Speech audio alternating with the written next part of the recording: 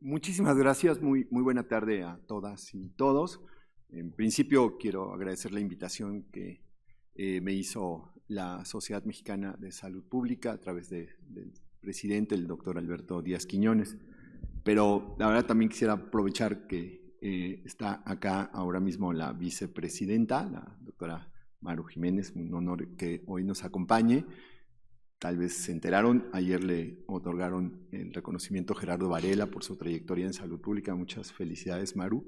La verdad es que es muy importante y también pues, realmente hace poco que tiene el nombramiento de directora general de epidemiología. Entonces, la verdad, un triple honor que Maru esté aquí presidiendo como parte de la sociedad y desde luego al Consejo Directivo y a algunos de los miembros del Consejo Asesor Permanente que hoy nos acompañan y por supuesto agradecer la anfitrionía de la Academia Nacional de Medicina. Ya la doctora Stanford dio, digamos, un marco referencial de lo que vamos a conversar esta mañana, esta tarde. La promoción de la salud no deja de ser un instrumento poderoso de la salud pública. Hoy, bueno, hace algunos años seguramente han revisado este documento actualizado de la Organización Panamericana de la Salud, las funciones esenciales de la salud pública. Promoción de la salud sigue siendo una de esas funciones esenciales. Estamos hablando de promoción de la salud desde hace más de 30 años y ha tenido una evolución conceptual, operativa muy sólida.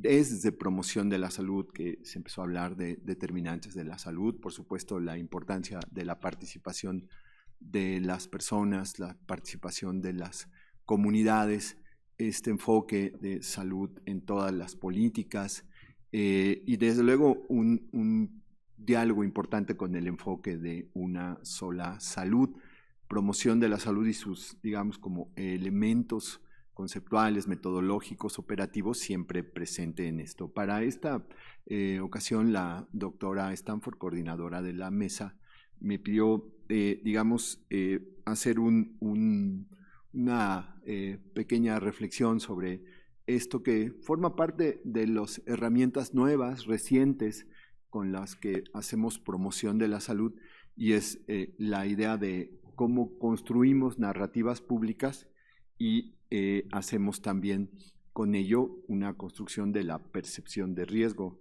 La verdad es la primera vez que yo leí hace ya algún tiempo esta idea de narrativas públicas y salud, y bueno, finalmente la literatura está llegando a la promoción de la salud, a la salud pública.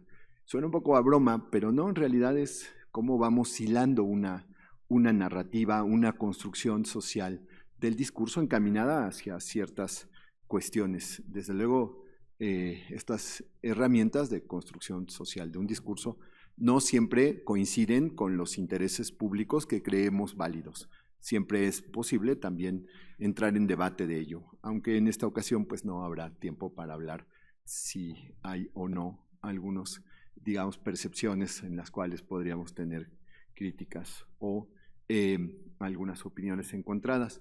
Comienzo haciendo una referencia a la sociología, esencialmente porque soy sociólogo, entonces me importa siempre enmarcar algunos de los asuntos que comento bajo esa perspectiva disciplinaria. Hace ya muchos años, en los lejanos años 80, que se publicó este libro que es fundamental en la sociología contemporánea, que es La Sociedad del Riesgo, del sociólogo alemán Ulrich Beck. El profesor Beck decía tres elementos, destacaba, ¿no? Que los riesgos son generalmente, o esta forma que él empleó para su análisis, los riesgos producidos por el hombre, que a diferencia de las catástrofes naturales son resultado en muchas cuestiones asociadas a esta idea de progreso y modernidad, ¿no? El desarrollo de industrias principalmente. El riesgo bajo una perspectiva global, ¿no? Que deja de ser un tema aislado para que pensemos que un efecto dominó, cualquier situación que hoy pensamos lejana, pensemos China, pensemos Irán, no deja de tener efectos en prácticamente cualquier parte del mundo y en cualquier persona, por lejanos que estemos ideológica, geográfica o pues culturalmente a esos fenómenos. Y desde luego la idea del boomerang del riesgo, ¿no? Finalmente, de alguna forma, incluso siempre afectando lamentablemente a los más vulnerables, pero incluso los que tienen las capacidades de generar procesos productivos que son muchas ocasiones generadores de riesgo, tarde o temprano habrá un regreso de los efectos que estos tienen, ¿no?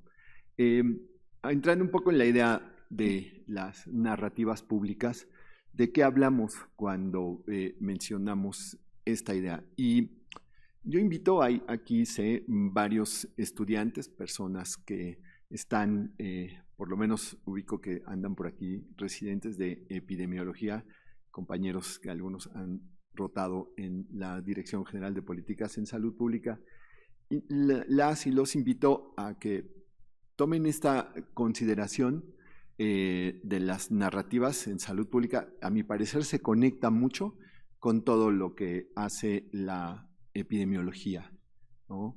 El poder de la información que nos genera la vigilancia epidemiológica, que nos genera la acción de centinela que tiene la epidemiología, pues nos permite tener elementos de juicio de lo que está pasando.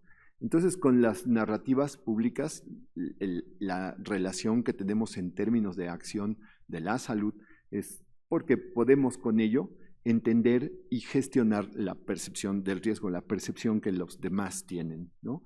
El relato, la percepción del riesgo se transforma en una suerte de relato que organiza muchas ocasiones valores, creencias y experiencias colectivas.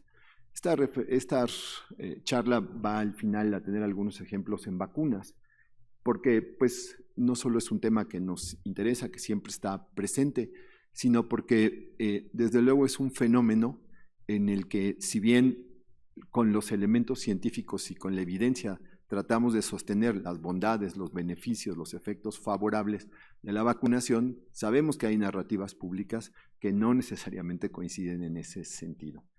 A diferencia de los datos técnicos, pero complementariamente con ellos, las narrativas públicas pues son relatos que dotan de sentido, coherencia y valores a las amenazas, influyendo de manera directa en cómo la sociedad, las personas, los colectivos reaccionan ante ellos. Algunos de los elementos de esta idea de narrativas públicas, bueno, desde luego se va compartiendo una forma de contar, son relatos compartidos. Hay compromisos relacionales, establecemos vínculos, reforzamos relaciones entre miembros de la comunidad. Eso que en muchos lugares podríamos decir son las creencias de las personas y las vamos compartiendo. Se hacía hace rato alguna referencia en la conversación de salud ambiental. Pues sí, a mí de niño me dijeron que los frijoles de olla saben mejor si son, pues si se cocieron en olla de barro, ¿no? Es un relato, digamos, popular, compartido, y bueno, de alguna manera yo siempre lo he creído, ¿no? Y bueno, tendríamos que ir a probar los frijoles que hace mi mamá para ver si es cierto o no. Entonces, ese relato, al final, tenemos no que debatirlo en el sentido de una pelea, una disputa, pero sí tenemos que, con formas a veces acercando, digamos, información científica, pero de una manera coloquial a veces, pues unos relatos que cambien esas percepciones. Son también estrategias comunes, orientan la acción hacia metas claras, y si construimos colectivamente, científicamente, estas ideas de narrativas públicas, incluso podemos ir midiendo cómo los efectos de los relatos favorecen o no la salud pública. Desde luego, la idea de riesgo es compleja, decía yo de este libro del profesor Beck sobre la sociedad del riesgo, pero hay muchas otras formas y acepciones de riesgo, algunas de ellas, por supuesto, en el marco de la salud pública, en epidemiología, bueno, pues desde luego se trabaja mucho sobre el concepto de riesgo, pero no, en esta ocasión, esta idea de percepción del riesgo no necesariamente es desde la lógica de la bioestadística, sino de la idea o la elaboración cognitiva del mismo, de cómo todas y todos vamos pues construyendo un efecto o no sobre el riesgo. Si tener el cruce en una calle a ciertas horas, en una calle de la Ciudad de México a ciertas horas, eleva o no el riesgo de exponerse a un acto de violencia, por ejemplo. Y entonces volvemos, construimos nuevamente que hay colonias, no diré ninguna para no generar ningún estigma, donde tú dirías, bueno, yo a cierta hora puedo salir a caminar con mi perro, no tengo problema, y hay otros lugares que a las 6 de la tarde a más tardar ya quisiera estar guardado, ¿no? Entonces vamos construyendo narrativas hacia el riesgo. Entonces estas narrativas públicas actúan de alguna forma como marcos interpretativos que transforman peligros en riesgos. Al final de cuentas, mientras el riesgo es la narrativa sobre una suerte de daño futuro. Y también generan marcos de sentido. Es decir, es ahí donde entramos nosotros como instituciones, como generadores de una cierta forma de darle orden a esta perspectiva de la narrativa en el marco de la construcción de riesgo. Esto que hacemos como gobierno, como Estado, respecto a la importancia de la vacunación, es darle sentido de una forma narrativa a la percepción del riesgo, a la importancia de vacunarnos. A mí me gusta mucho este libro, lamentablemente aún no hay traducción al español, pero anímense a darle una vuelta, tampoco está así como tan complicado, algunos seguramente ya lo han revisado.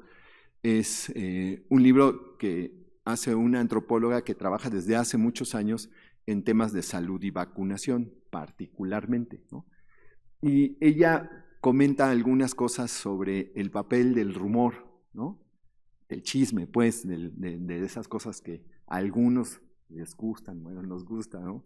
Entonces, al final de cuentas, los rumores, los chismes tienen una función social, ¿no? Los rumores surgen en espacios de incertidumbre. Esto cuando decimos es que hay un vacío de información sobre tal o cual asunto, y esos vacíos rápidamente se llenan, y generalmente se llenan con información falsa. Entonces hay que estar como funcionarios públicos, como líderes en las distintas posiciones, pues atentos a eso. Son una suerte de resolución colectiva de los problemas, ¿no? O sea, pues llegamos a que esta es la forma en que pues creemos que se va a solucionar la calidad del agua, la calidad del aire, el tema de las vacunas. Me queda un minuto.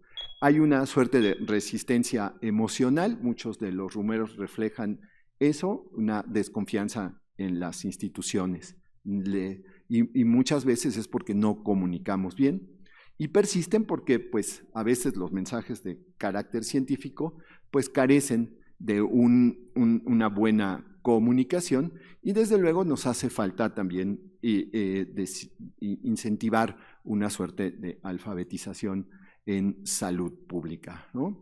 Dice la propia autora que viene un panorama tormentoso en este año 2026 sobre el tema de las vacunaciones, de las vacunas, porque hay una suerte de polarización política al respecto. Si bien los debates están siendo utilizados con fines políticos, lo que en muchas ocasiones exacerba la desconfianza. Hay nuevas tecnologías, indudablemente, y muchos de los que están acá presentes están muy al día de las innovaciones. No obstante, pues también todas estas innovaciones presentan nuevos riesgos en cómo comunicar. No hace mucho, en COVID, cuando iniciaban las distintas alternativas de vacunación para dar respuesta a ese padecimiento, pues algo de lo que escuchábamos mucho en los rumores es que nos iban a insertar chips con esas vacunas, ustedes lo recuerdan. Y desde luego hay que promover influencia de voceros oficiales calificados y que sepan comunicar bien. También recordemos que no siempre lo que se dijo en la pandemia pues hacía la conexión que esperábamos como funcionarios públicos, como científicos, como personas de ciencia, pues algunas de las expresiones públicas que se hicieron no siempre coincidían y entonces pierde la narrativa pública. Con esto, lámina, voy a terminar. ¿Qué narrativa pública deberíamos propiciar o qué deberíamos, digamos, tratar de continuar, construir, favorecer? Una que escuche antes de informar. Desde luego es muy importante dar información, pero necesitamos saber, pues, qué está pasando, qué están pensando las personas. Esto que decía yo un poco de los rumores, los chismes, lo que hacemos, algún equipo de la Dirección General de Políticas en Salud Pública se encarga de estar, digamos, monitoreando en redes qué se dice de tal o cual tema, cuáles de las medidas que hacemos como personas de la salud pública son bien observadas y cuáles generan dudas. Evitar etiquetas, y aquí el ejemplo de los antivacunas, que nosotros en salud pública lo usamos mucho. Si lo usamos en un debate público, suele ser una carga y las personas reaccionan aún más negativamente a esto. Tenemos que encontrar una forma, pues, de hablar también con esas personas sin necesariamente generar estas cargas. Por supuesto, optimizar nuestras herramientas de construcción de empatía, ponernos, como a veces decimos los sociólogos, en el lugar de otro y tratar con ello de construir la forma en que tendrías tú que actuar. Y bueno, las narrativas, la narrativa internacional resalta que las vacunas son la herramienta más costo efectiva. Si eso yo lo digo aquí, la mayoría de los que estamos lo vamos a comprender, pero no todos los espacios va a ser así, digamos, bien entendido. Un buen momento de hablar de narrativas favorables a las vacunas es pensar que son pilares de la seguridad sanitaria mundial. Eso nos ayudó mucho, creo yo. Empezamos a darle un papel de seguridad nacional a tener el sistema robusto de vacunación. Y desde luego, también nos gusta decir que somos modernos, ¿no? Que vamos que somos desarrollados y entonces todo lo que estamos haciendo favorece eso y que estamos dejando, pues, la edad de piedra de la salud pública con buenas intervenciones, pero para ello necesitamos construir muy buenas narrativas públicas. Pues muchísimas gracias por su atención y seguimos por acá. Muchas gracias.